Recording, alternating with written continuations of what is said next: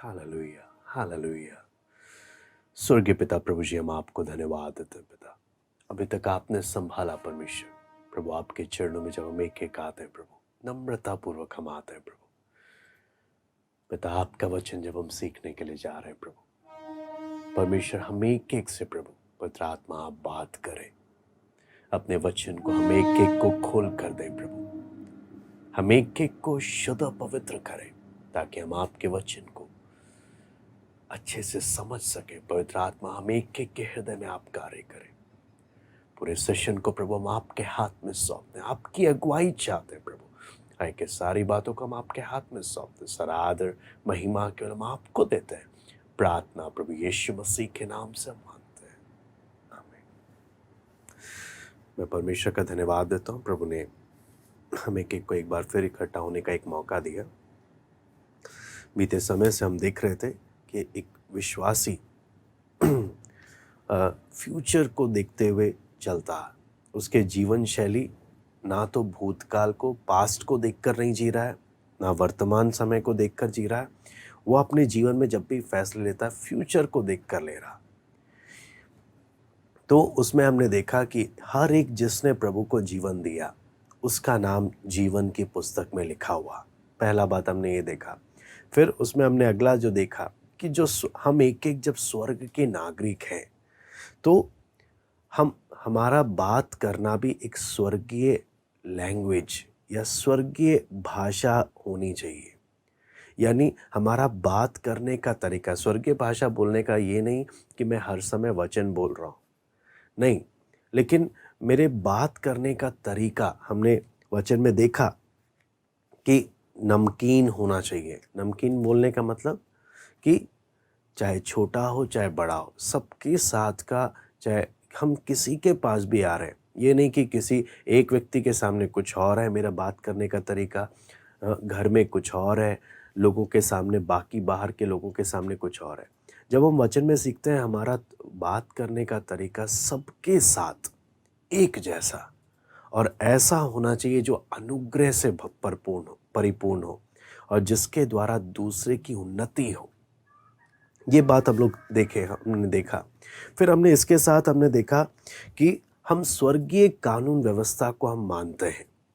फिलिप्पी के बारे में जब हम लोग पढ़ रहे थे, बेशक रोम से दूर है, लेकिन रोम से दूर होकर भी ये फिलिप्पी जो छोटा सा एक कॉलोनी है, इसमें रोम का शासन चलता था, रोम की कानून व्यवस्था चलती थी।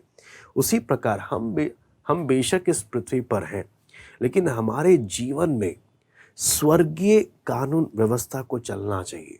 स्वर्गीय कानून व्यवस्था, और उसमें हम परमेश्वर के वचन से सीख रहे थे कि प्रभु यीशु मसीह हम एक एक में क्या ढूंढता है। 10 बातें, हम प्रतिफल के विषय में भी हम 10 बातें हमने देखा कि हमारा जीवन किस प्रकार से होना चाहिए। हमने पढ़ तो लिया है ना, लेकिन बहुत बार क्या होता है, हमारे अंदर गया भी है कि नहीं गया, वो बहुत फर्क, वो कई बार जाता नहीं है। कई बार क्या होता है, हम स्कैनिंग, जैसे बोलते हैं ना, हम स्कैन करते हैं, जो चीज़ हमें पसंद है वो अंदर जाए, जो चीज़ पसंद नहीं है वो बाहर से ही चले जाए। कई बार हमारा जीवन कुछ इस प्रकार से होता है। वचन सुना तो सब, लेकिन हमने सेलेक्टिव पार्ट हमने चुन लिया है ना, कि ये वाला पार्ट मुझे अच्छा लगा, बाकी कुछ नहीं अच्छा लगा, इसलिए मुझे बाकी कुछ नहीं चाहिए, सिर्फ ये वाला हिस्सा चाहिए। हम परमेश्वर के वचन के सामने किस प्रकार से आते हैं बहुत मायने रखता है। क्या मैं परमेश्वर के वचन के कुछ बातों को अपना रहा हूँ या परमेश्वर की सारी बातों को मानने के लिए मैं तैयार हूँ, सारी बातों को। आज हम लोग उसके आगे की जब घटना को हम देखते हैं, वहाँ पर जब हमें मालूम चलता है परमेश्वर के वचन में कि परमेश्वर हम एक एक से एक स्वर्गीय नागरिक का अगला जो बात है, जो परमेश्वर चाहता है अपने लोगों से, कि वो स्वर्गीय बातों में वफादार हो। स्वर्गीय बातों में, उदाहरण इस बात को समझने के लिए, प्रभु यीशु मसीह के क्रूस के बारे में जब हम लोग देखते हैं तो हमें क्या चीज़ मालूम चलता है, पूरे बाइबल का केंद्र बिंदु है, सेंट्रल पॉइंट है प्रभु यीशु मसीह का क्रूस, जो सुसमाचार का दिल माना जाता है। और प्रकाशित वाक्य में जब हम पढ़ते हैं, प्रकाशित वाक्य 5:8-10, प्रकाशित वाक्य 5:8-10, यहाँ पे लिखा है, जब उसने पुस्तक ले ली तो वे चारों प्राणी और 2400 प्राचीन उस मेमने के सामने गिर पड़े। उनमें से हर एक के हाथ में वीणा और धूप, जो पवित्र लोगों की प्रार्थनाएं हैं, से भरे हुए सोने के कटोरे थे। वो ये नया गीत गाने लगे, तू इस पुस्तक के लेने और इसकी मोहरें खोलने के योग्य है, क्योंकि तूने वध होकर अपने लहू से हर एक कुल और भाषा और लोग और जाति में से परमेश्वर के लिए लोगों को मोल लिया है और उन्हें हमारे परमेश्वर के लिए एक राज्य और याजक बनाया, और वे पृथ्वी पर राज्य करते हैं। यहाँ पर जब हम परमेश्वर के वचन में देखते हैं, स्तुति का गीत है। प्रभु यीशु मसीह जब हम देखते हैं, प्रकाशित वाक्य में पढ़ते हैं, ये क्रूस है ना, प्रभु यीशु मसीह ने जो कीमत दिया, उसके कारण ये स्वर्ग में एक सबसे बड़ी स्तुति का गीत भी है। और इसके साथ जब हम देखते हैं तो क्रूस हमें एक और बात बताता है। रोमी 5:8 में जब हम पढ़ते हैं, वहां पर एक बात और लिखा है कि क्रूस परमेश्वर के प्रेम का सबूत है कि परमेश्वर हर एक इंसान से कितना प्यार करता है। और वहीं दूसरी जगह में क्रूस परमेश्वर के पाप के प्रति परमेश्वर कितना पाप से नफरत करता है, वो भी उसका प्रतीक है।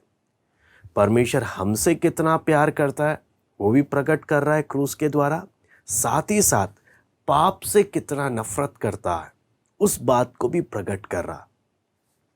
इसलिए जब हम देखते हैं क्रूस और क्या चीज को दिखाता है, क्रूस एक दुनिया जिस चीज को सबसे ज्यादा महत्व देती है, क्रूस उन सब चीजों को तुच्छ समझता है। हम एक विश्वासी जब हम क्रूस के बारे में देखते हुए आ रहे हैं, क्यों क्रूस के बारे में हम क्यों पढ़ रहे हैं, इसका स्वर्गीय जीवन से क्या ताल्लुक है, ये मेरे जीवन का सेंट्रल पॉइंट है। परमेश्वर के वचन का भी केंद्र बिंदु है, मेरे जीवन का भी केंद्र बिंदु होना चाहिए। मैं दोबारा से एक बात कहता हूं, पूरे बाइबल को जब हम पढ़ते हैं तो पूरे बाइबल का सेंट्रल पॉइंट है, सबसे केंद्र बिंदु है ये क्रूस। और स्वर्ग में भी, प्रकाशित वाक्य में जब हम पढ़ते हैं, स्वर्ग में भी प्रभु यीशु मसीह का ये बलिदान, ये क्रूस मुख्य विषय है स्तुति का। स्वर्ग इस बात को गीत के रूप में पूरा स्वर्ग गा रहा, और क्रूस परमेश्वर के प्रेम का, पापियों से परमेश्वर कितना प्रेम करता है, हम एक एक इंसान से कितना प्रेम करता है, उसका सबूत है। वहीं दूसरी ओर यही क्रूस दिखाता है परमेश्वर पाप से कितना नफरत करता है। और क्रूस दुनिया जिन चीजों को महत्व समझती है, क्रूस उन सब को तुच्छ और दोषी ठहराता है। तो यहां पर जब हम देखते हैं, ये हमने इसलिए देखा ताकि आपको, जब हम देख रहे थे फिलिपियों की पुस्तक में 3 अध्याय में, वहां पे साफ साफ पौलुस बोलता है, मैं रो रो कर कहता हूं, क्योंकि कुछ लोग हैं जो बोलते तो अपने आप को विश्वासी हैं, लेकिन अपने चाल चलन से मसीह के क्रूस के बैरी हैं। अपने चाल चलन से, अपने जीवन से मसीह के क्रूस के बैरी हैं। क्यों? वो पृथ्वी की बातों पर मन लगाते हैं। इसलिए हम क्या क्या बात उनके बारे में जब देखते हैं, उन लोगों ने क्या क्या बातों को देखा, आपको मालूम है? क्रूस जब हम देखते हैं, उस क्रूस ने पुराने नियम के सब बातों को समाप्त कर दिया। क्रूस ने पुराने नियम के सब नियमों को अपने द्वारा सब समाप्त कर दिया। हाँ, और किस प्रकार? जब प्रभु यीशु मसीह ने पुकारा, सब कुछ पूरा हुआ, मंदिर का पर्दा ऊपर से नीचे क्या हो गया? फटकर 2 भाग हो गया। कहने का मतलब अब इंसान परमेश्वर से संगति करने, सीधा संगति कर सकता है। परमेश्वर के पास जाने का रास्ता पर क्रूस के द्वारा खुल गया, जिसके बारे में हम इब्रानी 10 का 19 से 25 में हम लोग पढ़ते हैं। फिर इब्रानी 10 का 1 से 14 में भी हम पढ़ते हैं, प्रभु यीशु मसीह की मौत और उसके जी उठने के द्वारा उसने एक एक का आत्मिक खतना किया। इसलिए अब पुरानी व्यवस्था के खतना की आवश्यकता नहीं। जो लोग ये यहूदी लोग, हाँ, जो क्रूस के बैरी जिन्हें वचन में बोला गया है, ये लोग उन बातों की ओर जोर दे रहे थे। तो यहाँ पर जब हम परमेश्वर के वचन में देखते हैं तो हमें क्या बातें मालूम चलता है, जिन बातों को ये यहूदी लोग जोर दे रहे थे उन सबको पहले ही परमेश्वर ने समाप्त कर दिया। ना सिर्फ इतना, आप जब देखेंगे वचन इफिसियों 2 का 14 से 16 में एक बात और है, यहूदी और अन्य जातियों के बीच की दीवार कि हम यहूदी हैं, ये अन्य जाति हैं, ये मतभेद को भी प्रभु यीशु मसीह ने क्रूस के द्वारा इस दीवार को भी तोड़ दिया। अब सब बराबर है। परमेश्वर ने सबके लिए एक समान रास्ता खोल दिया कि हर कोई सीधा परमेश्वर के पास आ सकता है। लेकिन जब हम वचन में पढ़ते हैं इब्रानी 9 का 10, ये लोग वापस पुरानी व्यवस्था की ओर जा रहे हैं। सारे फिलिप्पी की कलीसिया को ये लोग क्या कर रहे थे, भरमा रहे थे और मूसा की पुरानी व्यवस्थाओं में वापस इनको ले जाने के लिए प्रयास कर रहे थे। इसलिए वचन में जब हम पढ़ते हैं हर एक विश्वासी के लिए, आप जब पढ़ेंगे गलाती 5 का 24, गलातियों 5 का 24, यहां पे लिखा है, जो मसीह यीशु के हैं उन्होंने शरीर को उसकी लालसाओं और अभिलाषाओं समेत क्रूस पर चढ़ा दिया। मैं दोबारा से पढ़ता हूं, जो मसीह यीशु के हैं उन्होंने शरीर को उसकी लालसाओं और अभिलाषाओं समेत क्रूस पर चढ़ा दिया है। यहां पर जब परमेश्वर के वचन में जब हम पढ़ते हैं, आप यहां पर अगर इसको हम परमेश्वर का आत्मा हमें एक को मदद करे, वचन में साफ साफ लिखा है, जो मसीह यीशु के हैं, जो सच में यीशु के हैं, उनका पहचान क्या है, उन्होंने शरीर को उसकी लालसा और अभिलाषाओं समेत क्रूस पर चढ़ा दिया। जो कोई यीशु का है, जो यहां पे ये नहीं लिखा जो अपने आप को यीशु के कहते हैं, यहां पर ये नहीं लिखा जो बोलते हैं मैं विश्वासी हूं, साफ साफ बोला है जो सच में यीशु के हैं, उनके जीवन से प्रकट हो जाता है, उन्होंने अपनी लालसाओं और अभिलाषाओं को क्रूस पर चढ़ा दिया। कहने का अर्थ क्या, प्रभु मेरी कोई इच्छा मेरी पूरी ना हो, तेरी इच्छा मेरे जीवन में पूरी हो। तेरी इच्छा, मेरे अंदर अपना कोई इच्छा नहीं। आपको मालूम है कई लोगों के साथ होता क्या है, थोड़ा बहुत तो अपना इच्छा भी चाहिए, थोड़ा बहुत। उससे क्या मालूम चल जाता है, आप शायद अपने आप को धोखा दे रहे हो। आप अपने आप को शायद धोखा दे रहे हो कि आप यीशु के हो। जहां आप थोड़ा बहुत बोल देते हो ना, आप अपने फैसले के द्वारा प्रकट कर देते हो आप यीशु के नहीं हो। जिसने यीशु को पहचाना है, जिसने यीशु को जाना है, वो व्यक्ति क्या बोलता है, मैंने अपनी लालसाओं को क्रूस पर चढ़ा दिया। अगर आप नहीं चढ़ा पा रहे, दैट मीन्स अभी आपको यीशु को जानने की जरूरत है। आप सीधा ये दावा ना करो कि आप किसको जान गए, आप प्रभु को जान गए, अभी बैठकर प्रभु को जानो। अब उदाहरण के लिए कुछ लोग बोलते हैं कि मैं बपतिस्मा भी लेने को तैयार हूं, लेकिन हां, संसार की थोड़ी बहुत चीजें मुझे चाहिए, ज्यादा नहीं, थोड़ा सा चाहिए। फिर सवाल, अरे ले क्यों रहे हो, किसी ने थोड़ी ना जबरदस्ती बोला है लो बपतिस्मा। हाँ, आपके अंदर अगर इन सब बातों की इच्छाएं हैं तो पहले अपनी इच्छाएं पूरी कर लो। किसने जबरदस्ती बोला आकर क्या लो, बपतिस्मा लो।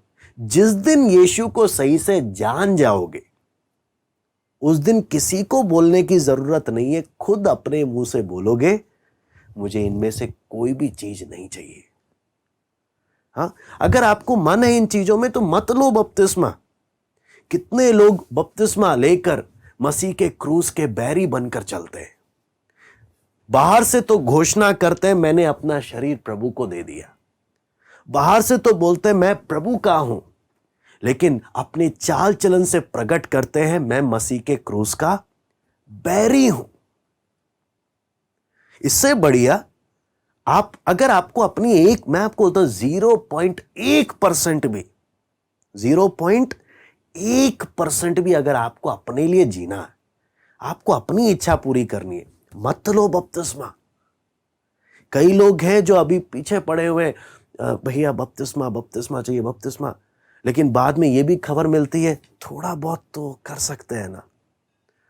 तो मैं क्या बोलता हूं, भाई आप पहले सारा पूरा कर लो, सारा अपने लिए जी लो।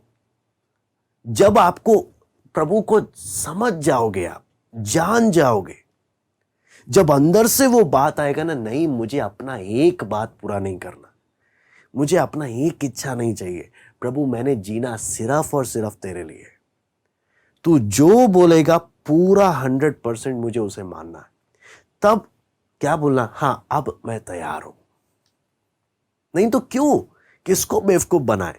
हाँ, मालूम चले, आप अगर सोच कर देखो, आज आपने खुद को धोखा देने के लिए, हाँ, या खुद को तसल्ली देने के लिए क्या बोल लिया, मैंने बपतिस्मा ले लिया, हाँ अब तो पक्का मैं किधर जाऊंगा, मैं स्वर्ग जाऊंगा, क्योंकि मैंने क्या ले लिया, मैंने बपतिस्मा ले लिया। लेकिन हाँ, अपनी सारी इच्छाओं को मैं क्या करता रहता हूं। आपको मालूम है, आप शैतान को एक उंगली दे दो, एक नाखून दे दो शैतान को। शैतान को ज्यादा नहीं चाहिए, शैतान को आपके जीवन का ज्यादा नहीं चाहिए। क्या मांगेगा, बस एक नाखून दे दो, बाकी सारा तू प्रभु को दे दे, अपने पूरे शरीर का बाकी सारा प्रभु को दे दे, बस तू एक नाखून दे दे। इस नाखून से क्या है, तू एक झटका मारेगा छूट जाएगा। हाँ, इस नाखून से क्या है, यही तो बात है। आप दो तो सही जरा, ये नाखून पकड़ के सीधा आपका गला पकड़ लेगा। आपको वो ये एक घटना तो आप हर एक जानते हैं, है ना, कि एक व्यक्ति को पाइथन सांप, उसका छोटा बच्चा पाइथन का मिला, तो उसने बोला ये छोटा सा सांप मेरा क्या बिगाड़ेगा। हाँ, उसको अपने घर ले आया, उसको दूध पिलाता था, उसको पालता था, और उसके द्वारा लोगों के सामने अपना कर्तव्य दिखाता था, और लोग बड़ी तारीफ करते थे। हाँ, कि देखो ये छोटा सा क्या चीज है, एक झटका मारूंगा ये छूट जाएगा। हाँ, दूध पिलाता गया, पालता गया, धीरे धीरे ये पाइथन सांप अपने असली रूप में आने लग गया। और आपको मालूम है, लोग इसके कर्तव्य को देखने के लिए आते थे, तो धीरे धीरे करके इतनी भीड़ पर भीड़ इकट्ठे हो रही है और इसके कर्तव्य को देखने के लिए। लेकिन समय के साथ साथ ये आदमी तो कमजोर होने लग गया, लेकिन वो पाइथन अपने असली, वो सांप, वो अजगर अपने असली रूप में आ रहा। और जब ये कमजोर हो रहा है, वो अपना ताकत में जब आने लग गया, हुआ क्या, जब कर्तव्य दिखाने के समय बड़ी भीड़ इकट्ठा हो रखी है, ये झटका दे रहा, ये छूट नहीं रहा। उस पाइथन ने अच्छे से जकड़कर इसकी सारी हड्डियों को तोड़कर निगल गया। हुआ क्या, छोटा सा तो है, कितना है, छोटा सा तो है, मैं ही पालूंगा। आपको मालूम है, शैतान कभी नहीं बोलता आपको कि बड़ा कोई पाप करो। शैतान हमेशा क्या बोलता है, छोटी सी चीज दे दो बस, प्रभु को पूरा मत दो, छोटा सा मुझे दे दो। वहीं पर तो सारी मुसीबत की जड़ है, वहीं पे सारी मसीह। इसलिए वचन में लिखा है, साफ साफ लिखा है, अगर आप सच में मसीह यीशु के हैं, सच में, उसका पहचान क्या है, आपने शरीर को उसकी लालसाओं और अभिलाषाओं समेत क्रूस पर चढ़ा दिया। अगर आपको क्रूस पर चढ़ाने के लिए तकलीफ हो रही है, तो आप कृपया कर कर ये ना बोलो मैं यीशु को क्या कर गया, मैं जान गया। ना ही आप क्रूस को समझे हो, ना ही आप यीशु को जाने हो। इसलिए जरूरत है आप उस क्रूस को समझो, परमेश्वर ने किया क्या। आप यीशु को जानो, उसके लिए मेहनत करो, प्रार्थना करो, क्योंकि जो उस क्रूस को समझ जाता है, जो उस क्रूस को समझने लगता है, वो क्या बोलता है, मुझे 1% भी अपने लिए नहीं जीना, 0.1% भी। प्रभु मुझे 1% भी अपनी इच्छा नहीं चाहिए। 1% भी अगर आपको लगता है मुझे चाहिए, तो इस बात को आपको स्वीकार करना होगा कि आपने अभी तक क्रूस को समझा नहीं। आपने सुसमाचार के बारे में या यीशु के बारे में बहुत सालों से सुना होगा, लेकिन आपको मालूम है, सुनना अलग बात है, लेकिन उस बात को समझने के लिए परमेश्वर के आत्मा का काम होता है। आप वचन जब पढ़ते हैं, आप और मैं जब वचन पढ़ते हैं, मुझे नहीं मालूम में से कितनों को, हमने बाइबल के कितनी आयतों को ऐसे पढ़ा होगा, लेकिन जब परमेश्वर का आत्मा का प्रकाशन उन्हीं आयतों पर जब पड़ता है तो हमें लगता है इसमें तो कुछ नया बात हमें सीखने को मिल गया, कुछ नया बात जो तो हमने पहले भी पढ़ा था लेकिन हमें समझ में नहीं आया। कहने का मतलब क्रूस के बारे में आपने पहले भी सुना है, यीशु के बारे में पहले भी सुना है, हमारे देश के प्रधानमंत्री भी जानते हैं, हमारे देश के बड़े बड़े नेता भी जानते हैं यीशु के बारे में, उनके पास भी उनके ऑफिस में, उनके घरों में बाइबल है। लेकिन उनके में और एक विश्वासी के में फर्क क्या है? जानकारी अलग चीज होती है, प्रकाशन अलग चीज होता है। जब परमेश्वर के आत्मा का प्रकाशन जब पड़ता है, वो एक व्यक्ति को बदल देता है, वो एक व्यक्ति को बदल देता है। मैं परमेश्वर के सामने जब आया, जानकारी लेने आ रहा हूं या परमेश्वर का प्रकाशन मेरे जीवन में पड़ रहा है और मैं उस सच्चाई को समझ रहा हूं। सारी बात है, परमेश्वर जिस पर दया करता है उस पर अपने आप को प्रकट करके देता है। परमेश्वर जिस पर दया करता है, क्रूस उसके लिए प्रकट हो जाता है। और जब प्रकट हो जाता है, वो क्या बोलता है? प्रभु, मुझे अब अपने लिए नहीं जीना, मुझे अपने लिए जीना ही नहीं है, मुझे तेरे लिए जीना है, पूरा तेरे लिए जीना। वो एक समर्पण अंदर से आता है। अगर नहीं आ रहा तो कृपया बपतिस्मा वगैरह भूलो, छोड़ दो। क्या प्रार्थना करो? प्रभु तुझे जानो। हाँ, बपतिस्मा छोड़ देंगे तो स्वर्ग कैसे जाएंगे? आप बपतिस्मा ले लोगे तब भी नहीं जाने वाले। ध्यान से समझना, जो इस धोखे में शायद बपतिस्मा लेकर मैं किधर चला जाऊं, स्वर्ग चले जाऊं। अगर आपने आपको अपने लिए ही जीना है, बपतिस्मा लेकर किसको धोखा देना है? आप लेकर भी नहीं जाने वाले स्वर्ग, क्योंकि उसके लोगों की पहचान क्या? इसलिए साफ साफ लिखा है, जो मसीह यीशु के हैं, जो सच में उस यीशु के हैं, उनकी पहचान क्या है? साफ साफ, उन्होंने शरीर को उसकी लालसाओं और अभिलाषाओं समेत क्रूस पर चढ़ा दिया। यह है उनकी पहचान। आप अपनी इच्छा अभिलाषाओं को अगर छोड़ने को तैयार नहीं हो, अंदर 1% भी इच्छाएं आप रखते हैं, आप कैसे बोल सकते हैं मैं यीशु का हूं?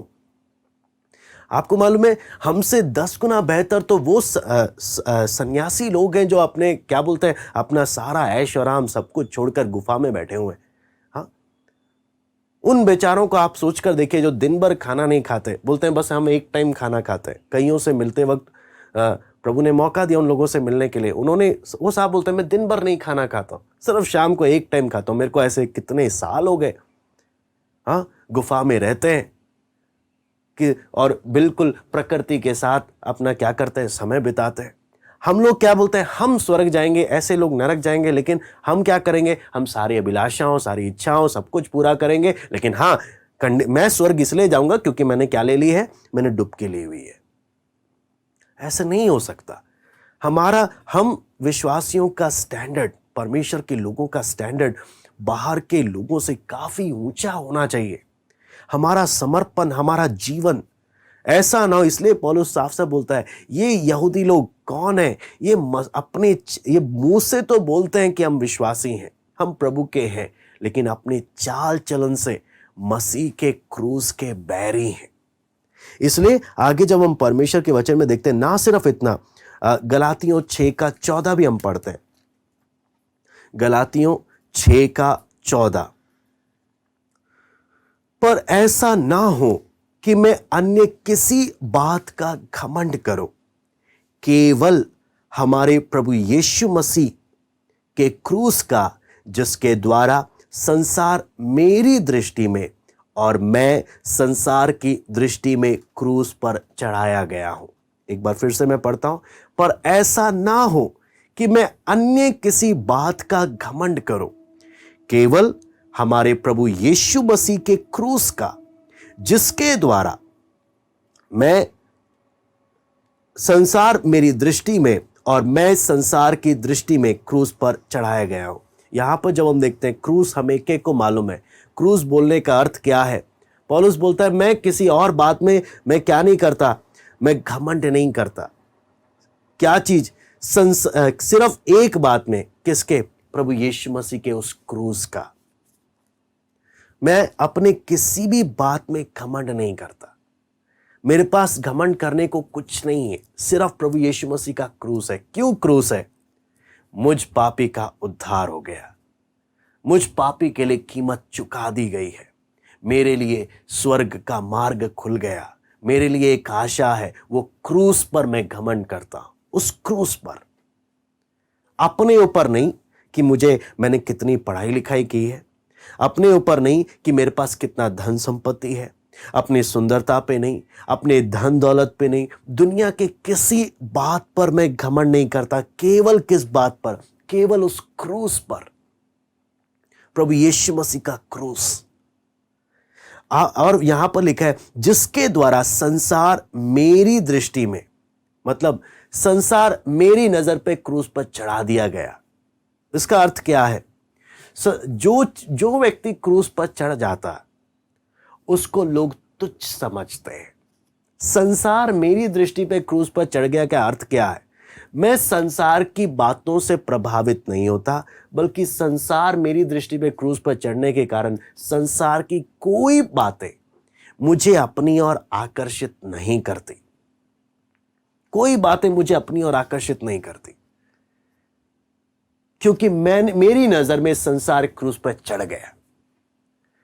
मेरी नजर में जो क्रूस पर चढ़ा होता है वो आकर्षित नहीं होता। मेरी नजर में यह संसार आकर्षित नहीं है। मुझे संसार की कोई बातें मुझे आकर्षित नहीं करती। और अगली बात यहां पे लिखा है, मैं भी संसार की दृष्टि में क्या किया गया हूं? क्रूस पर चढ़ाया गया हूं। यानी मेरे जीवन के द्वारा भी संसार को कोई आकर्षण नहीं मिलेगा। कोई आकर्षण बोलने का मतलब, मुझे देखकर संसार मुझे तुच्छ समझेगा, जैसे उसने यीशु को क्या समझा? तुच्छ समझा। जैसे संसार ने यीशु को स्वीकार नहीं किया, वो मुझे भी स्वीकार नहीं करेगा। वो बात को मैं अपने दिमाग में लेकर चलता हूं।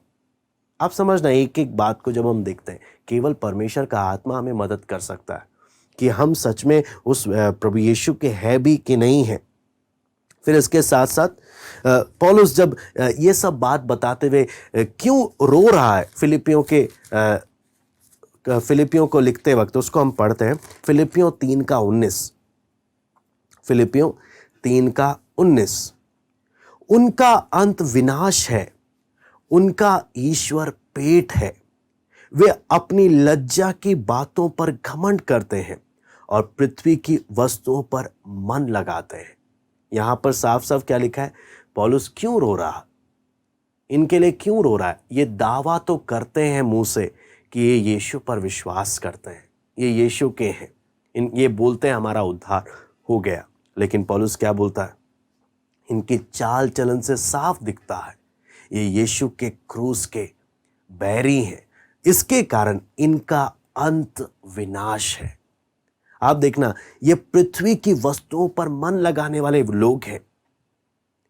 हम में से कितने हैं जिसके विषय में आज परमेश्वर का आत्मा हमारे बारे में भी बोलेगा कि इनका अंत विनाश है।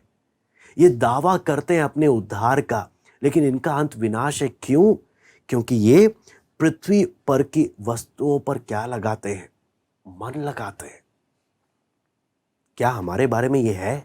हम एक एक किसी पर्टिकुलर नहीं, अपने आप से हम पूछ सकते हैं, परमेश्वर का आत्मा क्या मेरे विषय में इस बारे में कहेगा? आगे हम जब देखते हैं तो यहां पर पौलुस साफ साफ इनके बारे में क्या बोलता है? ये जब अपने जीवन को विनाश के लिए लेकर जब जा रहे हैं, इनका जीवन जब विनाश की ओर जा रहा है, हम एक एक अपने जीवन को भी जांचें। फिलिप्पी कलीसिया को लिखते वक्त परमेश्वर का आत्मा हम एक एक से भी बात करता है। ये इस धोखे में, यहां पर आप समझना, ये इस धोखे में थे कि हमारा उद्धार हो गया, और ये पौलुस के विरुद्ध भी जा रहे थे, और लेकिन मन किन बातों में लगा रहे हैं?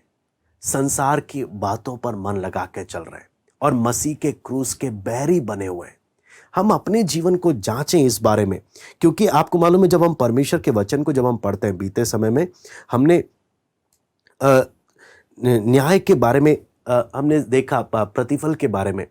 मैं आपको एक घटना बताना चाहता हूँ, उदाहरण उस घटना को हम एक एक समझने का कोशिश करिएगा कि एक बार की बात है, एक आदमी बहुत ही रेगिस्तान में, कड़ी धूप में, एक रेगिस्तान वाले इलाके से जा रहा था।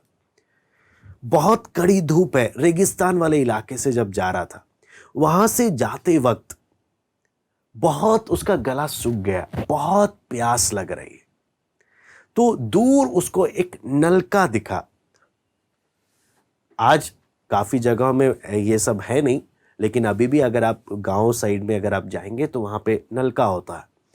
तो वहां पर जब वो वहां पर गया तो वहां पर एक जग में पानी भरा हुआ था, एक जग में पानी भरा हुआ था, और वहां पे लिखा हुआ था कि आप इस जग के पानी को इस नलके में डालना, फिर आप जब चलाएंगे हैंडपंप तो जी भर के पानी पी लेना, और बाकी फिर एक जग पानी भर के आप छोड़ देना। क्योंकि आपको मालूम है, अगर आपने कभी नलका देखा हो तो कड़ी धूप में क्या होता है, पानी सूख जाता है, नीचे चला जाता है। तो ऐसे ही हैंडपंप चलाने से पानी नहीं आता, तो क्या करना पड़ता है, उसको नीचे से बंद कर कर पानी डालकर फिर जोर जोर से चलाएंगे तो फिर प्रेशर आता है और पानी आने लग जाता है। तो उनको क्या बोला गया कि आप नलके में पानी डालना इस जग का, और चलाना, और जी भर के पानी पीकर एक मग भर के वहां पर रख देना। आप और मैं होंगे तो क्या करेंगे? आपका गला सूख रहा, क्या आप रिस्क लोगे कि जब मुझे इतनी प्यास लग रही है, क्या आप रिस्क लोगे कि मैं इसमें डालकर पानी चलाऊं, या क्या पता पानी नहीं आया तो ये जो पानी है वो भी मुझे नहीं मिलेगा? ध्यान से समझना, क्या पता पानी नहीं आया तो ये जो पानी है ये भी मुझे नहीं मिलेगा। हाँ, आपको मालूम है आप और मैं उस समय क्या फैसला लेंगे? मैं आपको अपने मन से आप बोल दो, अपने आप को ही आप बोल दो, मैं क्या फैसला लूंगा? क्या मैं पहले पी जाऊं, बाकी किसी को मिले ना मिले, हाँ कम से कम थोड़ा बहुत तो गला ठीक हो जाना चाहिए। अगर ये डाल दिया और उसमें से पानी नहीं आया तो सब गया, काम खराब हो जाएगा, मैं तो ऐसे ही मर जाऊंगा। हाँ, मैं क्या करूंगा? आपको मालूम है ऐसे ही बहुत से लोग परमेश्वर के विषय में भी सोचते हैं। मैं दोबारा से बोलता हूं, ऐसे ही बहुत से लोग परमेश्वर के विषय में सोचते हैं। क्या हम परमेश्वर के वायदों पर विश्वास कर कर क्या हम रिस्क लेने को तैयार हैं? हाँ या नहीं? अगर मैं उधर की दुनिया के लिए जीने लगा और पता चला नहीं हुआ तो मैंने इधर की भी दुनिया का सारा मजा क्या कर दिया? खो दिया। मैंने इस दुनिया का भी सारा खुशी आनंद को खो दिया। हाँ, मैं क्या सोच रहा हूं? जो सोचते पानी पी जाऊं खुद ही, बाकी क्या पता नहीं आए, मैं रिस्क नहीं ले सकता। हाँ, अगर जो ऐसे सोचता है वो व्यक्ति उस व्यक्ति के समान है जो क्या बोलता है, नहीं नहीं नहीं, मैं परमेश्वर की बात पर इतना भरोसा नहीं कर सकता। जो भी है यही दुनिया है, जितनी भी खुशी है, जितना भी जिंदगी है, वो यही दुनिया का है, मैं रिस्क नहीं ले सकता। हाँ, ऐसा होना चाहिए इधर का भी खुशी मिल जाए, उधर का भी मिल जाए, वो ठीक है। हाँ, ये इस मग का भी पानी पी लूं और प्यास लगे तो और वो भी चला लूं और उसमें और पानी मिल जाए, तब दिल को क्या मिल जाएगा? सुकून मिल जाएगा। हम में से बहुत लोग ऐसा सोच रखते हैं कि ये पानी भी मिल जाए मुझे और फिर नलका चलाऊं तो वो पानी भी मिल जाए, मैं रिस्क नहीं लूंगा ये पानी किसमें डालने का, उसमें डालने का। उसी प्रकार मैं इधर के सुख को त्याग कर रिस्क नहीं लूंगा कि हां उधर का आनंद और शांति मुझे चाहिए। क्या पता अगर मरने के बाद सब कुछ खत्म हो गया तो, क्या पता मरने के बाद कुछ है ही नहीं तो, कम से कम इधर का तो मैं जीवन का आनंद ले लूं मैं। आपको मालूम है आप और मैं किस चीज पर कितना विश्वास करते हैं? वो डिपेंड करता है आप कितना रिस्क लेने को तैयार हो। मैं दोबारा से बोलता हूं, आप और मैं किसी भी चीज पर कितना विश्वास करते हैं, आप किस हद तक रिस्क लेने को तैयार हो। अगर आप यीशु के लिए सब कुछ छोड़ नहीं सकते, इसका अर्थ है आप पाखंडी हो, फर्जी हो, बस अपने आप को झूठी तसल्ली देते हो कि हां मैं प्रभु पर विश्वास करता हूं। आपका विश्वास कितना असली है किस आधार पर दिख जाता है, आप प्रभु के लिए कितना कुर्बान करने को तैयार हो, प्रभु के लिए कितना छोड़ने को तैयार हो, आप प्रभु के लिए किस हद तक जाने को तैयार हो। वो बताता है आपको प्रभु पर कितना कॉन्फिडेंस है, आपको प्रभु पर कितना भरोसा है। हाँ, आप पौलुस को देखेंगे, आप परमेश्वर के वचन में यीशु के चेलों को आप देखेंगे, मर मिटने के लिए तैयार है, मर मिटने के लिए। जब यीशु का पुनरुत्थान उन्होंने देखा, जब जीवते यीशु को, मरे में से जी उठे यीशु को देखा, ये डरपोक जो कुंडी लगाकर बैठे थे, हाँ, इनका जीवन ऐसे बदल गया कि इनमें से एक एक प्रभु के लिए अपनी जान न्योछावर करने को तैयार है। जेल में डालो, अगले दिन निकलकर उसी जगह में खड़े होकर फिर प्रचार करेंगे। इनको पकड़ के मारो, तब भी मार खाकर भी खुशी से चलते हुए जाएंगे कि हमें प्रभु के लिए क्या मिल गया, मार खाने का सौभाग्य मिल गया। या तो ये पागल हो गए, मेंटली प्रॉब्लम है, या तो सचमुच इन्होंने उस सच्चाई को चख लिया कि मर मिटने के लिए भी तैयार है, अब इन्हें किसी बात का डर नहीं। दोनों में से कुछ तो है। या तो ये मेंटली इनको सदमा लग गया है, इसलिए शायद ये ऐसा कर रहे हैं, या तो सचमुच इन्होंने उन बातों को अनुभव कर लिया। आपको मालूम है, यीशु मसीह एक दिन जी उठा करके दिखाकर चला नहीं गया। यीशु मसीह के 40 दिन की सेवकाई है, 40 दिन की, क्योंकि वचन में लिखा है यीशु के चेले यीशु पर विश्वास करने में सबसे बड़े शक्की थे। अगर इसके चेलों को विश्वास हो गया, दैट मीन्स पूरी दुनिया को हो जाएगा। अगर इसके चेलों को विश्वास हो जाए, क्यों, इसके चेले, आपको मालूम है, 5000 को रोटी खिला दी, फिर भी जब वापस आ रहे थे ना, ये आपस में डिस्कस कर रहे थे, अब तो रोटी नहीं है, एक ही रोटी है, कैसे होगा, कैसे होगा, कैसे होगा। यीशु बोलता, तुम अभी भी अल्पविश्वासी हो, अभी तुम्हारे आंखों के सामने 5000 को खिला के लाया हूं मैं, फिर भी तुम लोग किसके विषय में बात कर रहे हो, रोटी नहीं है, रोटी नहीं है। ऐसे थे यीशु के चेले। हाँ, विश्वास करने में सबसे पीछे, इसलिए 40 दिन तक एक एक को पकड़ पकड़ कर ठोस प्रमाण दे दिया, मैं वास्तव में जी उठा हूं। बहुत बार लोग सिर्फ अंतिम सप्ताह तक जाते हैं या यीशु का जी उठना बता के कहानी खत्म, लेकिन ये 40 दिन क्यों 40 दिन? एक एक को अच्छे से विश्वास हो जाना चाहिए। 1 महीना 10 दिन इनको अच्छे से दे दिया कि भाई ये कोई तुम्हारा भ्रम नहीं है। 500 लोगों एक एक स्वर्ग जाने से पहले हर एक को दिखाई दे देकर एक ठोस प्रमाण दिया।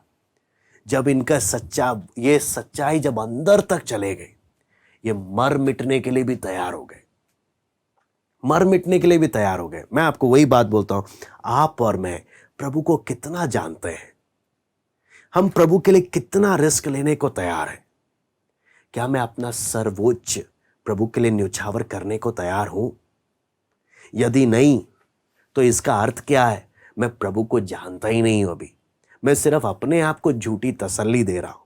मैं आपको बार बार यही बात मैं आपको बोलूंगा। जैसे उस आदमी के सामने 2 ऑप्शन था, या तो इस मग्गे का पानी खुद पी जाए, या इसको नलके में डालकर अच्छे से पानी जब आए जी भरकर पिए और दूसरों के लिए भी छोड़कर चले जाए। लेकिन इसको उधर लिखी हुई बात पर कितना भरोसा है, वो मायने रखता है। उसी प्रकार हम एक एक यीशु को कितना जानते हैं, वो तय करेगा मैं प्रभु यीशु के लिए कितना कुछ त्यागने को तैयार हूं, किस हद तक मैं जाने को तैयार हूं। वो किस बात पर निर्भर करता है? मैं प्रभु को कितना जानता हूं और कितना जानता हूं कि उसके लिए कितना रिस्क ले सकता हूं। फॉर एग्जाम्पल, मान लीजिए कोई जेल में है या मुझे कोई बहुत ही अर्जेंट काम है और मुझे पैसे चाहिए। हाँ, तो जो व्यक्ति मुझे अच्छे से जानता है वो ही हो सकता है, अगर उसके पास पैसे नहीं भी होंगे तो वो किस हद तक, क्या अपना घर भी मेरे लिए गिरवी रखेगा? अगर वो उस हद तक जा सकता है तो दैट मीन्स वो व्यक्ति मुझे अच्छे से जानता है और मुझ पर अच्छे से भरोसा करता कि मैं उसको धोखा नहीं दूंगा। उसी प्रकार जो व्यक्ति प्रभु को अच्छे से जानता है वो ना केवल इस दुनिया की चीजें बल्कि अपनी जान तक प्रभु के लिए क्या कर देगा? न्योछावर करने को तैयार हो जाए। क्यों? मैं उस प्रभु को जानता हूं जिस पर मैंने विश्वास किया, उसके लिए मैं अपनी जान तक देने को तैयार हूं। इतना, इस हद तक बोलते हैं ना, आपको मालूम है एक इंसान को अगर सबसे ज्यादा अगर कोई चीज प्यारी है, सबसे ज्यादा, वो उसकी अपनी जान है। वो अगर छोड़ने की बात आई तो सबको छोड़ देगा, चलो ये भी चला गया, चलो ये भी चला गया, चलो ये, लास्ट में होता है मेरी जान तो बख्श दो, मेरी जान तो छोड़ दो। लेकिन जो उसको जान लेता है वो अपनी जान तक उसको देने को तैयार हो जाता है। आपको मालूम है, जो इस दुनिया की चीजों को अगर प्रभु के लिए नहीं छोड़ सकता, वो प्रभु के लिए जान क्या देगा? वो जान क्या देगा? हाँ, जो इस दुनिया की छोटी छोटी चीजों को प्रभु के लिए क्या नहीं कर पा रहा, छोड़ नहीं पा रहा, हाँ, वो प्रभु को कितना जानता है? 1% भी नहीं जानता। और इस धोखे में है कि मैं प्रभु को क्या करता हूं? जानता हूं। जब मेरा ध्यान इस पृथ्वी की वस्तुओं पर लगा हुआ है, मैं कैसे बोल सकता हूं मैं यीशु का हूं या मैंने उस सच्चाई को समझ लिया? नहीं, अभी तो मैंने कुछ भी नहीं जाना। क्यों? मैं प्रभु के लिए कितना त्याग सकता हूं, किस हद तक जा सकता हूं मैं अपने प्रभु के लिए, वो तय करता है मैं प्रभु को कितना जानता हूं। आपको मालूम है, यहां पर जब वचन में जब हम देखते हैं तो आप पढ़ लीजिएगा, हम पढ़ते हैं मत्ती 10वां अध्याय उसका 39वां वचन। मत्ती 10वां अध्याय उसका 39वां वचन।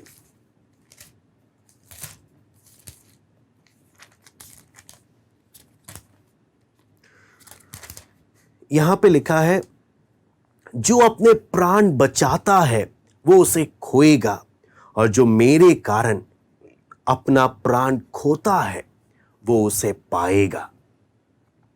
मैं दोबारा से पढ़ता हूं, जो अपना प्राण बचाता है वो उसे खोएगा, जो मेरे कारण अपना प्राण खोता है वो उसे पाएगा।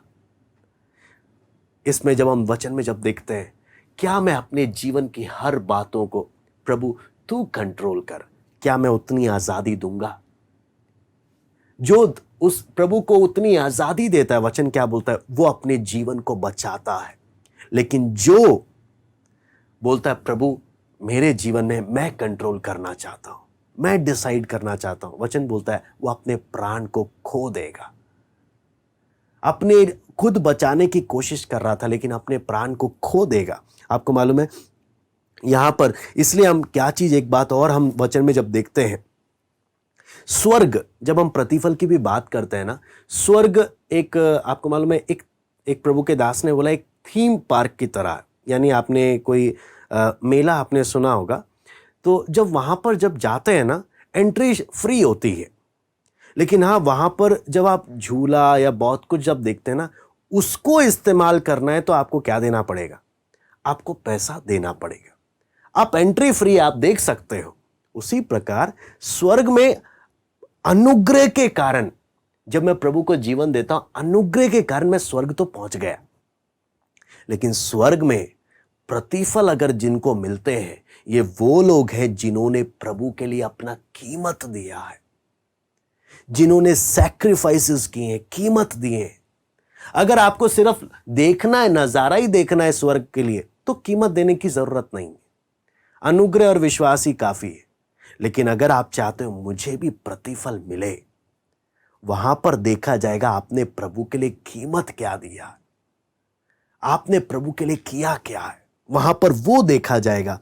इसलिए आपको मालूम है, जब हम वचन में देखते हैं, साफ साफ परमेश्वर का दास पौलुस बोलता है।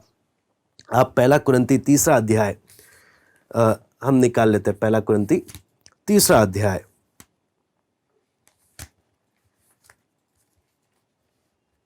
उसका हम लोग 10 पढ़ेंगे। 10 से लेकर 15 तक हम लोग पढ़ेंगे। पहला कुरिन्ती 3 अध्याय, उसका 10 से लेकर 15। यहां पे लिखा है, परमेश्वर के उस अनुग्रह के अनुसार जो मुझे दिया गया, मैंने बुद्धिमान राजमिस्त्री के समान नींव डाली। दूसरा उस पर रद्दा रखता है, परंतु हर एक मनुष्य चौकस रहे कि वो उस पर कैसा रद्दा रखता है, क्योंकि उस नींव को छोड़ जो पड़ी है और वो यीशु मसीह है, कोई दूसरी नींव नहीं डाल सकता। यदि कोई इस नींव पर सोना या चांदी या बहुमूल्य पत्थर या काठ या घास या फूस का रद्दा रखे, तो हर एक का काम प्रकट हो जाएगा, क्योंकि वह दिन उसे बताएगा, इसलिए कि आग के साथ प्रकट होगा और वो आग हर एक काम को परखेगी कि कैसा है। यहां पर जब देखते हैं आग, और 14 में लिखा है, जिसका काम उस पर बना हुआ स्थिर रहेगा वो मजदूरी पाएगा। यदि किसी का काम जल जाएगा तो वो हानि उठाएगा, पर वह आप बच जाएगा, परंतु जलते जलते। यहां पर आप देखना, यहां पर जो एक बात लिखा है, बेशक यहां पर सेवकों को भी बोला गया है, लेकिन सेवकों के साथ साथ यहां पर हर एक विश्वासी के लिए भी यहां पर एक बात है। कौन सी बात है? यहां पे लिखा है घास फूस और क्या चीज है? सोना और बहुमूल्य पत्थर। कलीसिया में दोनों है, तो दोनों इस प्रकार से है, दोनों में फर्क पता नहीं चलता। लेकिन वचन बोलता है परमेश्वर सबको कैसे परखेगा? आग से परखेगा। कौन असली प्रभु का चेला है, कौन फर्जी है, कौन असली? आज भी परखता है परमेश्वर। किस प्रकार से परखता है? जब मेरे जीवन में दुख समस्याएं परमेश्वर लेकर आता है, जब मेरे जीवन में अन्याय लेकर आता है, तब मैं करता क्या हूं? जब कोई मेरे साथ अन्याय करता है तब मैं करता क्या हूं? मैं तब अपना असली रूप दिखा देता हूं। किसी ने मुझे कुछ उल्टा सीधा बोल दिया, हाँ, मुझे बड़े जल्दी बुरा लग गया, मुंह फुलाकर बैठ गया, या मैंने भी 3-4 बातें सुना दी। हाँ, किसी ने मुझे मारा, उसने 1 मारा, मैंने भी 10 मार दिए, दिल को सुकून मिल गया, हिसाब बराबर। हाँ, मैंने दिखा दिया मैं फर्जी हूं कि मैं असली हूं। यीशु क्या करता? आपको मालूम है, हम एक ऐसे समय में रह रहे हैं जब इस समय में शैतान पूरा जोर लगा रहा, लोगों को, या तो लोगों को परीक्षाओं में गिरा रहा है, पाप की परीक्षाओं में गिरा रहा है, या तो घर में झगड़े, अपने आस पड़ोस में झगड़े, या हर प्रकार से शैतान को भी मालूम है अंत का समय आ गया, परमेश्वर की कलीसिया को जाने का समय आ गया। इस कारण शैतान पूरा ताकत लगा रहा, या तो जिसके अंदर गुस्सा बहुत आता है उसको ऐसे लोगों के सामने लेकर आ रहा है ताकि वो झगड़ा करे। आप देखेंगे कलीसिया में काफी जगहों में ऐसी बातें हम देख रहे हैं।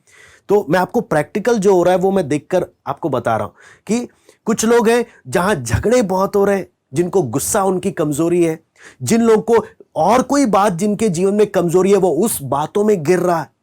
शैतान इस समय पूरा ताकत लगा रहा है। क्यों? कलीसिया के जाने का समय आ गया, परमेश्वर के लोगों का जाने का समय आ गया।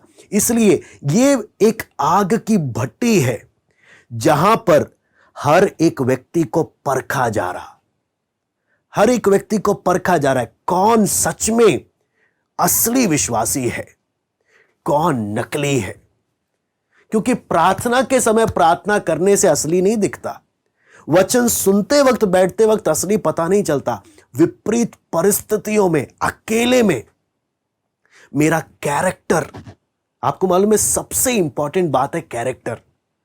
मैं कितना वचन जानता हूं ये मायने नहीं रखता, मेरे अंदर कितना मसीह का स्वभाव बना है वो मायने रखता है।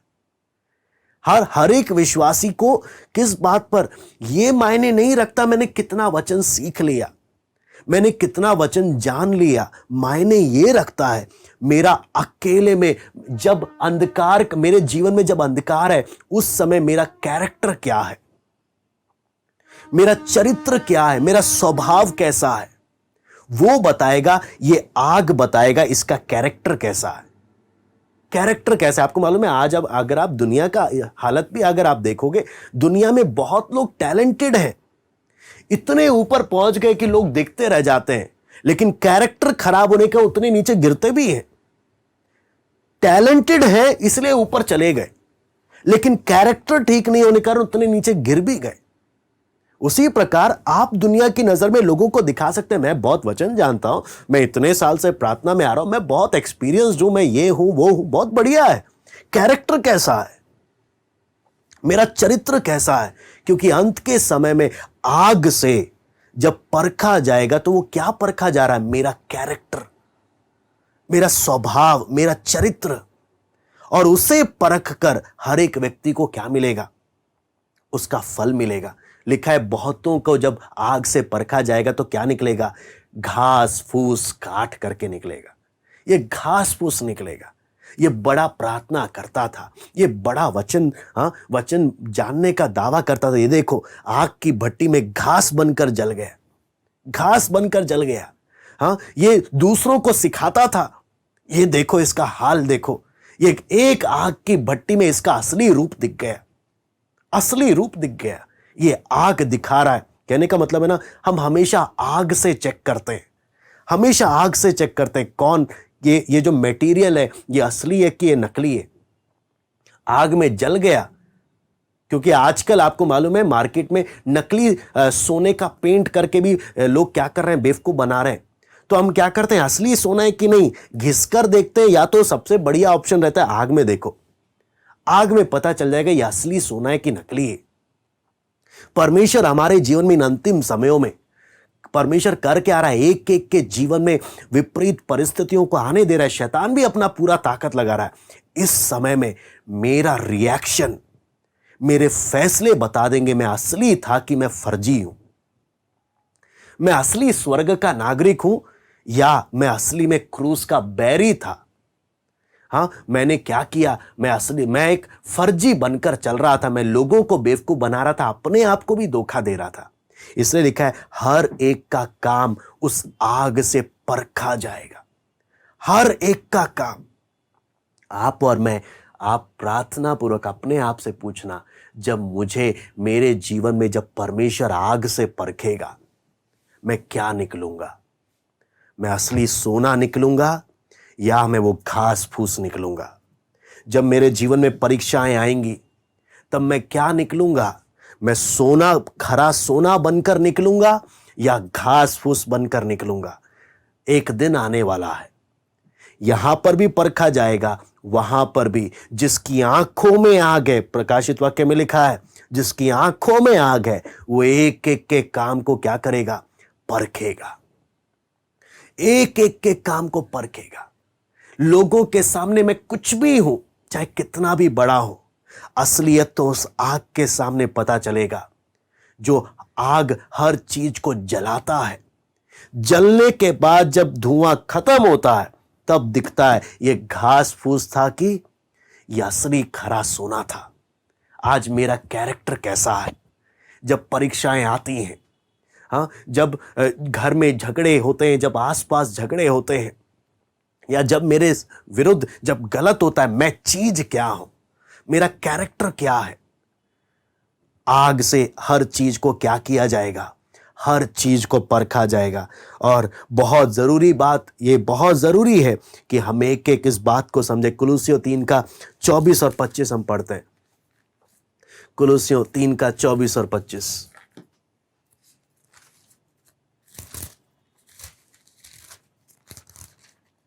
यहां पे लिखा है, क्योंकि तुम जानते हो कि तुम्हें इसके बदले प्रभु से मिरास मिलेगी। तुम प्रभु मसीह की सेवा करते हो।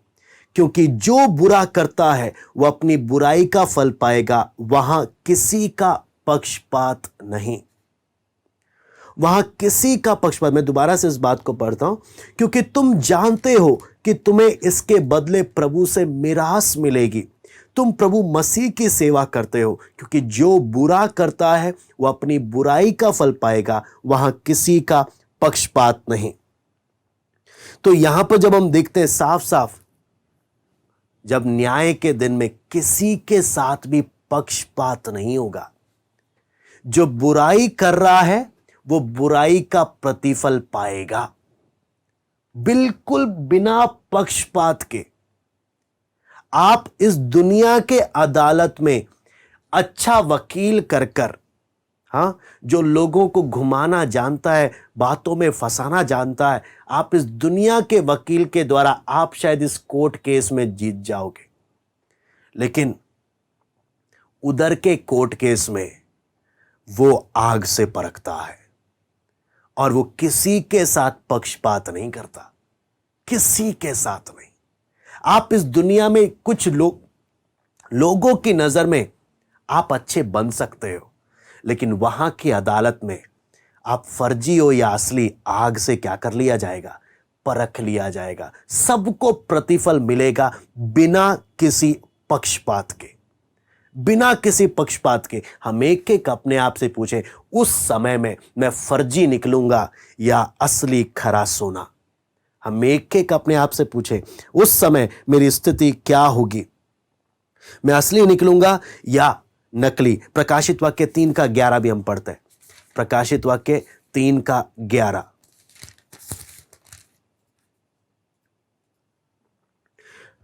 मैं शीघ्र ही आने वाला हूं, जो कुछ तेरे पास है उसे थामे रहे, कि कोई तेरा मुकुट छीन ना ले। मैं दोबारा से पढ़ता हूं, मैं शीघ्र ही आने वाला हूं, जो कुछ तेरे पास है उसे थामे रहे, कि कोई तेरा मुकुट छीन ना ले। इसका असली अर्थ क्या है?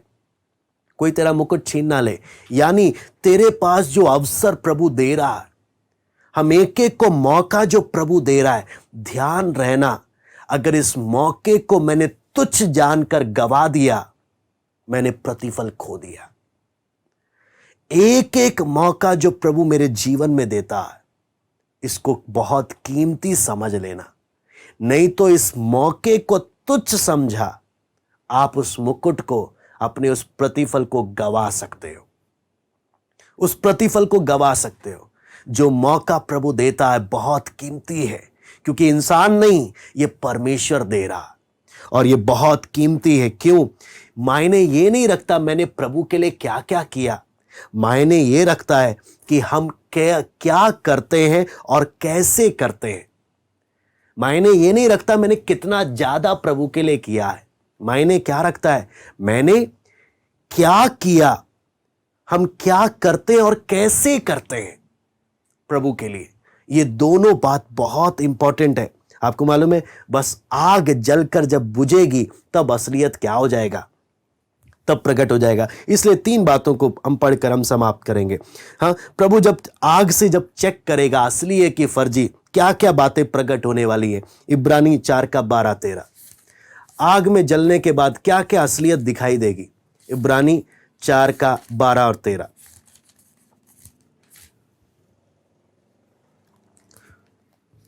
परमेश्वर का वचन जीवित और प्रबल और हर एक 2-धारी तलवार से भी बहुत चोखा है, और प्राण और आत्मा को, गांठ गांठ और गूदे गूदे को अलग करके आर पार छेदता है, मन की भावनाओं और विचारों को जांचता है। मन की भावनाओं और विचारों को जांचता है। सृष्टि की कोई वस्तु उससे छिपी नहीं है, वरन जिससे हमें काम है उसकी आंखों के सामने सब वस्तुएं खुली और प्रकट है। मन की भावनाओं और विचारों को जांचता है, और कुछ भी उससे क्या नहीं है, छिपा नहीं है, वरन जिससे हमें काम है उसकी आंखों के सामने प्रकट है। सबसे पहला क्या? वो हमारे विचारों को, हमारी मन की भावनाओं को वो क्या करता है? जांचता है इस आग के द्वारा, कि हम असली हैं कि हम फर्जी हैं। आप समझना, हमारे विचारों को वो जांचता है। आपको मालूम है, हम क्या चीज लोगों से सबसे ज्यादा छिपाते हैं? हम एक बात में एक्सपर्ट है। कौन सा? कोई भी हमारी असलियत ना जान ले। हाँ, मेरे मन के विचार, हाँ, चाहे उद्धार भी पा लिया, प्रभु को भी जीवन दे दिया, हम कभी नहीं चाहेंगे मेरे मन के विचारों को एलईडी स्क्रीन में लगाकर पूरी दुनिया को दिखाएं मैं क्या सोचता हूं। हाँ, हम एक एक अपनी असलियत को छिपाने में सबसे बड़े एक्सपर्ट हैं, ताकि मेरी असलियत किसी को पता ना चल जाए, किसी को पता ना चल जाए। डरते हैं अपनी असलियत को लोगों के सामने प्रकट होने से। लेकिन वचन क्या बोलता है? उस आग के सामने कुछ नहीं छिपेगा, कुछ नहीं छिपेगा। आज तो छिपा लेंगे और आज अपने आप को झूठी तसल्ली दे देंगे, लेकिन उस आग के सामने, उसके न्याय के सामने आप कुछ भी छिपा नहीं पाएंगे। इसलिए अभी फैसला कर लें, हमें घास फूस बने रहना है या हमें सोना, रियल सोना, असली सोना हमें रहना है। मत्ती 12:36 हम पढ़ते हैं। मत्ती 12:36।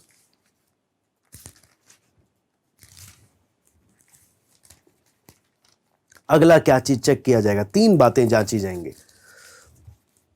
यहां पे लिखा है, मैं तुमसे कहता हूं कि जो जो निकम्मी बातें मनुष्य कहेंगे, न्याय के दिन वह हर एक उस बात का लेखा देंगे,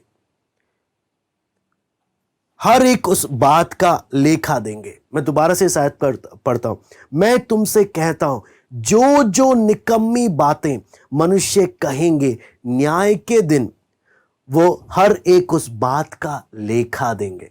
आपको मालूम है, आज के टाइम में जब नेता लोग कुछ गलती से बोल देते हैं ना, तो उसमें भी पॉलिटिक्स करने में एक्सपर्ट होते हैं, उसमें भी बातों को घुमाने में एक्सपर्ट होते हैं कि हमारा इंटेंशन तो ये था। तो परमेश्वर पहले ही बोलता है, तेरा इंटेंशन तो मैं चेक कर लूंगा, टेंशन ना ले। वहां पर अपनी आग के सामने तेरे हर एक इंटेंशन को सबके सामने मैं क्या करूंगा? प्रकट करूंगा। फिर इंटेंशन के बाद तेरी बातें, हर एक बातें, है ना? कितना चुभता है ना अगर कोई मेरी बात को पकड़ के उसकी खाल उधेड़े। हाँ, मैं क्या बोलता हूं, मेरा कहने का ये मतलब थोड़ी ना था। परमेश्वर बोलेगा, मतलब क्या था मुझे मालूम है। उस आग के सामने तेरे मुंह से निकली एक एक बात मैं क्या करूंगा? मैं उस आग के सामने परख कर निकालूंगा, तू चीज क्या है, तू घास फूस है कि सोना है। तीसरी बात, यहां पर जब हम देखते हैं, इसी विषय को आप लूका 12:2 में भी पढ़ लीजिए। लूका 12:2, इसी बात को लूका 12:2 में भी लिखा हुआ। कुछ ढका नहीं जो खोला ना जाएगा, ना कुछ छिपा है जो जाना ना जाएगा। मैं दोबारा से पढ़ता हूं, कुछ ढका नहीं जो खोला ना जाएगा, ना कुछ छिपा है जो जाना ना जाएगा। यानी मसीह प्रभु के लोगों का जीवन पारदर्शी होना चाहिए। क्यों? अगर पारदर्शी नहीं है, आर पार दिखने वाला जीवन नहीं है, याद रखना उधर एक एक बात खुलेगी, एक एक बात खुलेगी। वहां पर आप क्या हो प्रकट हो जाएगा। कब तक धोखे में रहना चाहते हैं? कब तक?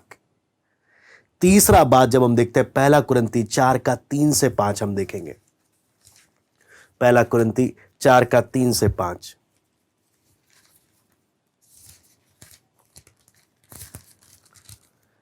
यहां पे लिखा है, परंतु मेरी दृष्टि में यह बहुत छोटी बात है कि तुम या मनुष्य का कोई न्याय मुझे परखे, वरन मैं स्वयं अपने आप को नहीं परखता, क्योंकि मेरा मन मुझे किसी बात में दोषी नहीं ठहराता, परंतु इससे मैं निर्दोष नहीं ठहरता, क्योंकि मेरा परखने वाला प्रभु है। इसलिए जब तक प्रभु ना आए, समय से पहले किसी बात का न्याय ना करो। वही अंधकार की छिपी बातें ज्योति में दिखाएगा और मनों के अभिप्रायों को प्रकट करेगा, तब परमेश्वर की ओर से हर एक की प्रशंसा होगी। यहां पे साफ साफ क्या लिखा है? मनों के सबसे पहला लिखा है, वही अंधकार की छिपी बातें ज्योति में दिखाएगा, मनों के अभिप्रायों को प्रकट करेगा। मनों के अभिप्राय, मेरे मन के एक एक, अंग्रेजी में लिखा है मोटिव ऑफ मेंस हार्ट। मनों के अभिप्रायों को वो खुद प्रकट करेगा, मेरी भावनाओं को परखेगा, मेरी बातों को परखेगा और मेरे अंदर के इरादों को वो परखेगा और एक एक को आग के सामने लाकर दिखा देगा ये चीज क्या है, ये असली था कि नकली था। आज हम लोगों के सामने बच सकते हैं, लेकिन क्या उस परमेश्वर के सामने हम क्या होंगे? हम क्या होंगे? क्या हम प्रभु को, जो हमारे मन की एक एक बातों को प्रकट कर कर देगा, क्या उसके सामने मैं ठीक हूं? क्या उसके सामने मैं ठीक हूं कि नहीं? हम एक एक बस इस बात को देखें। आपको मालूम है, कई लोग बोलते हैं मैंने प्रभु पर विश्वास कर लिया ना, तो इसलिए मैं बच जाऊंगा, मुझे कुछ नहीं होगा। मैं आपको बोलता हूं, जरा रुकिए, आप नए नियम में आइए। हनन्याह सफीरा विश्वास किए थे प्रभु पर, बपतिस्मा भी लिए हुए थे। मैं बार बार बोलता हूं, हनन्याह सफीरा प्रभु पर विश्वास कर कर बपतिस्मा लिए हुए व्यक्ति थे, लेकिन जान से मार डाला उन्हें। आप समझना इस बात की गंभीरता को। हनन्याह सफीरा बपतिस्मा लिए हुए, प्रभु को जीवन दिए हुए, उद्धार पाए हुए लोग थे, लेकिन प्रभु जब न्याय करता है किसी को नहीं छोड़ता, पक्षपात नहीं, जान से मार डाला दोनों के दोनों को, पति पत्नी को। ना सिर्फ इतना, पहले आप कुरंती की कलीसिया को आप पढ़े, वहां पर जब आप पढ़ेंगे, जो बपतिस्मा लिए हुए उद्धार पाए हुए लोग, प्रभु भोज को गलत रीति से लिया उन्होंने। वचन में पौलुस बोलता है बहुत से लोगों पर परमेश्वर का न्याय फूटा, मर गए। इसका अर्थ क्या है? इस धोखे में नहीं रहना कि मैंने उद्धार पाया, बपतिस्मा लिया, तो अब तो मुझे कुछ नहीं होगा, मैं तो बच गया। नहीं, वो जब न्याय करता है, आग से एक एक को परखता है, असली और नकली प्रकट कर देगा। यहां बच सकते हो, उधर नहीं बचेंगे। असली और नकली सब प्रकट कर देगा। इसलिए कभी इस धोखे में नहीं रहना कि मैंने उद्धार पा लिया, बपतिस्मा ले लिया, तो मैं तो बच गया। याद रखना, हनन्याह सफीरा मर गए, जिंदा नहीं छोड़ा। समझना आप, जिंदा नहीं छोड़ा। प्रभु भोज को गलत रीति से लेने के कारण बपतिस्मा उद्धार पाए हुए लोग मर गए। चेतावनी क्या है? इस भूल में नहीं रहना कि आपने प्रभु को जीवन दिया, उद्धार पाया, बपतिस्मा लिया, तो आप पर परमेश्वर का न्याय नहीं आएगा। वचन में लिखा है वो हर एक के भले और हर एक के बुरे दोनों कामों का प्रतिफल देगा। जब प्रभु यीशु मसीह के न्याय सिंहासन के सामने जब कलीसिया होगी, एक एक को आग से परखेगा, असली और नकली दिखा देगा। आग से परखेगा, तब दिखा देगा मैं चीज क्या था। तब प्रकट हो जाएगा मेरे बुरे कामों का भी प्रतिफल वहां मुझे मिलने वाला है। हाँ, हम कई बार स्वर्ग, मैंने बपतिस्मा ले लिया, प्रभु को जीवन दे दिया, अब तो स्वर्ग में आंसू नहीं, सब खुश, खुशी खुशी खुशी खुशी, बस। नहीं भैया, आप धोखे में हो। वहां पर क्या होने वाला है, अगर ध्यान से समझोगे तो डरते और कांपते हुए अपने उद्धार का कार्य करोगे। अगर वहां क्या होने वाला है अगर समझोगे, क्योंकि वचन में लिखा है न्याय पहले परमेश्वर की कलीसिया, परमेश्वर के घर से शुरू होगा। न्याय पहले परमेश्वर के घर से शुरू होगा। आपको मालूम है, अन्य जातियों का न्याय बहुत बाद हो रहा है सफेद सिंहासन में। उससे पहले परमेश्वर के लोगों का प्रभु यीशु मसीह न्याय कर रहा। तो मैंने और आपने जांचना है, जब वो आग से परखेगा एक एक बातों को, मेरे पास बहाना दिखाने के लिए कुछ नहीं, क्योंकि उसकी आंखें ज्वालामय आंखें हैं, ओरिजिनल और फेक को प्रूव कर देंगी क्या चीज था ये। मेरे मन की भावनाओं को, मेरे विचारों को, हाँ, मेरे अंदर के इरादों को, मेरे मुंह से निकली एक एक बातों का उधर क्या होने वाला है, उधर न्याय होने वाला है। क्या मैं उस आग के सामने मैं सोना बनकर निकलूंगा, या मैं फर्जी था? हे निकम्मे तुच्छ दास, मैं कौन सी वाणी सुनने वाला हूं? वहां पर हम एक एक अपने जीवन से पूछ सकते हैं। जो सच में, आपको मालूम है, एक घटना बताकर मैं समाप्त करता हूं। एक बहुत ही एक अच्छा एक उदाहरण है। वहां पर जब हम देखते हैं, एक बार क्या हुआ, एक भिखारी था। एक भिखारी, तो पुराने समय में एक राजा के सामने उसने देखा एक बहुत बड़ा राजा आ रहा है। तो वो भिखारी कटोरा लेकर वहां पर रास्ते में खड़ा हो गया कि राजा मुझे देखेगा तो कुछ तो देगा। उसके कटोरे में चावल थे। तो राजा निकलते वक्त राजा इस भिखारी के सामने रुका। राजा ने बोला ये चावल मुझे दे दो। इस भिखारी को बुरा लग गया। मैंने सोचा ये मुझे कुछ देगा, ये तो मेरे कटोरे का चावल मांग रहा। फिर भी कुड़ते कुड़ते एक दाना दे दिया उसने। बोलता है और दो मुझे चावल। ये इतना कंजूस था कि ऐसे भर भर के नहीं दे रहा था, ये एक एक दाना चुग चुग कर दे रहा था उसको। तो और दो, एक दाना और दे दिया, और दो, एक दाना। इसको गुस्सा से ने इसका मुंह लाल हो रहा है। अरे तू राजा है, मुझे दे, तू मेरे से मेरा चावल भी मांग रहा है, मेरे पास क्या बचेगा फिर। आपको मालूम है, फिर भी 3-4 दाने उसने दे दिए थे। जब राजा चला गया तो उसने वापस जब अपने उस कटोरे को झांका, आपको मालूम है 3-4 चीजें चमक रही थी। 3-4 चीजें चमक रही थी। तो क्या देखा, जो 3-4 चीजें, वो चावल के 3-4 दाने सोने बन गए। चावल के 3-4 दाने वो सोना बन गया, हीरे मोती बन गए। उसने क्या बोला, मैं कितना बड़ा बेवकूफ हूं। अगर मैं अपना पूरा कटोरा उसको दे देता, मेरा पूरा कटोरा सोने चांदियों से भरा होता। आज बहुत तेरे को जब प्रभु बोलता है तू अपना मुझे दे दे सब कुछ, इतना प्रभु ये भी देना पड़ेगा, प्रभु इसको रहने दो, प्रभु ये बस ये ले लो आप। हाँ? आप जितना दे रहे हो उधर उतना ही प्रतिफल मिलेगा। कि आप इस भिखारी की तरह मूर्ख हो कि मैं प्रभु तेरे पास आया कुछ और मिल जाए मुझे, तू तो मेरे पास जो है वो भी मांगने में लगा है। लेकिन जो उसको समझ जाता है बोलता है प्रभु चावल क्या, तू पूरा कटोरा ही ले ले, तू पूरा कटोरा ले ले। जो ऐसा करता है वो उधर प्रतिफल पाएगा, वो उधर प्रतिफल पाएगा। एक एक दाने का प्रतिफल उसको मिलेगा जो वो प्रभु के लिए दे रहा। आप और मैं प्रभु के लिए कितना देने को तैयार है? हम एक एक अपने आप से पूछे। आइए हम प्रार्थना करते हैं। हालेलुया। सीखने को तो बहुत कुछ है, लेकिन जो हम सीख रहे हैं हम एक एक उसको मनन करें। मैं प्रभु को कितना देना चाहता हूं, वहां पर सब परखा जाएगा आग से, सब परखा जाएगा। क्या मैं रिस्क लेना चाहता हूं या मैं बहाने बनाकर मैं अपने पास ही रखना चाहता हूं। ये ना सोचे मैंने उद्धार पा लिया, बपतिस्मा ले लिया तो मैं तो बच ही जाऊंगा। वचन बोलता है इस धोखे में ना रहो, कोई नहीं बचेगा। वो बिना पक्षपात हर किसी का न्याय करता है, बिना पक्षपात। जब आग से मैं जब परखा जाऊंगा, मेरी सोच विचार मेरी भावनाएं जब आग से परखी जाएंगी, मेरे पीछे की इरादे मंशाएं जब परखी जाएंगी, मेरे मुंह से निकली हुई एक एक बात जब परखी जाएगी, क्या मैं सोना बनकर प्रकट होऊंगा या घास फूस बनकर सब जल जाएगा। हे प्रभु आप दया करें।